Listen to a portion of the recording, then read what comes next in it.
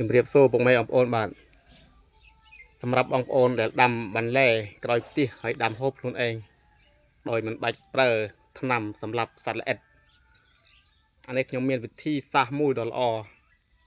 យកមកចែករំលែកដល់បងប្អូនដែលដាំបន្លែតិចតួចក្រោយផ្ទះដែលឃើញលើងដែលខ្ញុំដើរដាក់ដោតត្នេះមួយត្នោះមួយនោះគឺកៅស្អិត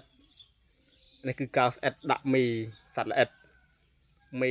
សត្វល្អិតដែលវាមករកស៊ីបន្លែស្ពៃរបស់យើងវាចំនឹងអាពើលើងវាហើបុកតែវាហើបុកទៅវាស្អិតជៀបនៅនោះតែម្ដងអត់តណារួចទេអានេះគឺវិធីដាក់មីសត្វល្អិតមួយដែលល្អបំផុតអានេះគឺស្ពៃសាឡាត់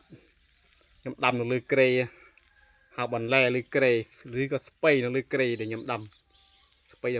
លើក្រេនេះដាំងាយស្រួលជាងដាំក្នុងដីឆ្ងាយសម្រាប់អីបងប្អូនដែលមានទឹកលិចដាំអត់កើតយើងអាចធ្វើក្រេដាំបន្លែបានបន្លែគ្រប់ប្រភេទ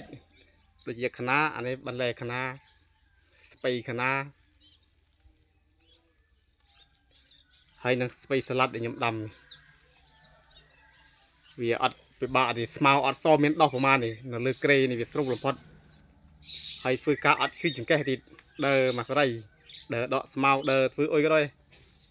អត់មានថាពិបាកទេឈឺចង្កេះទេគឺមកស្រួលហ្មងហ្នឹងហើយបាទអរគុណសូមជម្រាបលាបាទ